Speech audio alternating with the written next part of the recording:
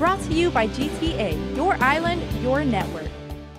Southern residents saying they were prepared for Typhoon Mangkhut, but that doesn't mean they weren't surprised at how strong the storm's passage really was. Pulantat Jotnya resident Dan Cruz clearing debris left behind by the storm this morning, and we asked him about last night. Trees flying all over the place. Just too much cleaning to do right now. Cruz chopping this fallen lemai tree into smaller pieces. The start of what was sure to be a very long day. Starting up early so I can get the job done, move on to the ranch.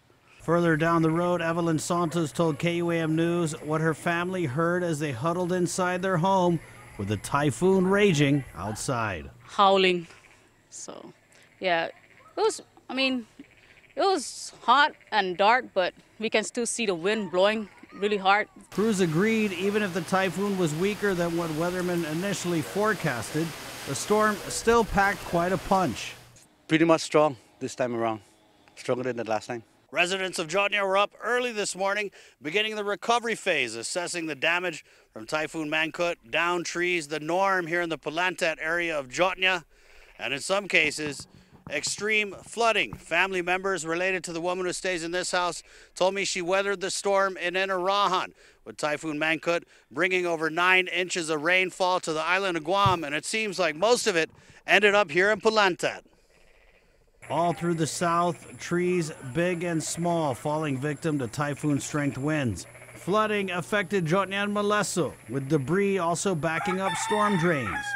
Sewage bubbling up through this manhole in Maleso, and in Inarahan, flower bushes that had grown for decades now resting in pieces. Santa's telling us her family was a little anxious with Mangkhut's passing, but the kids made the most of it. They were just drawing and dancing, making use of the time. With the way the island prepared, grocery and hardware store shelves wiped out, residents were ready for the worst, even if they didn't know what to expect as Mangkhut wobbled its way into the Marianas. I think we were lucky.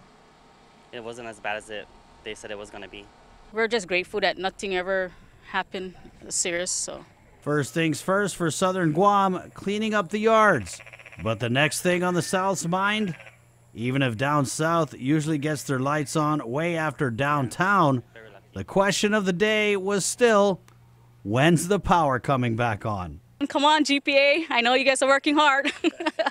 For Guam's News Network, I'm Chris Barnett. Brought to you by GTA, your island, your network.